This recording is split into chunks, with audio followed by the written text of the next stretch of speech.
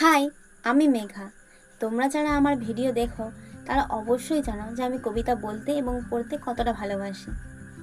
সেই জন্য আমি আজও একটা কবিতা নিয়ে তোমাদের সামনে হাজির হয়ে গেছি। চলো শুরু করা যাক বেশি দেরি না করে।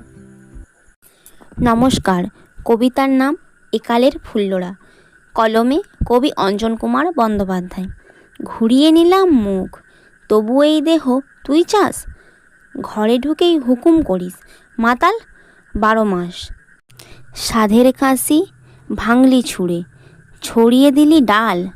এখন কোথায় চললি শুনি, কি খাবি তুই কাল? হাড় জ্বালিয়ে রান্না করি, তুই কি দেখিস তা? ভাত সামনে ধরলে পরে বলিস খাবো না।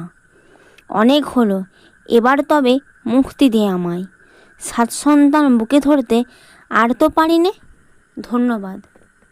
আজকের মতো টাটা। দেখা হবে পরের ভিডিওতে। আমার বলা কবিতা যদি ভালো লাগে তবে লাইক এবং সাবস্ক্রাইব করে আমার পাশে থেকো।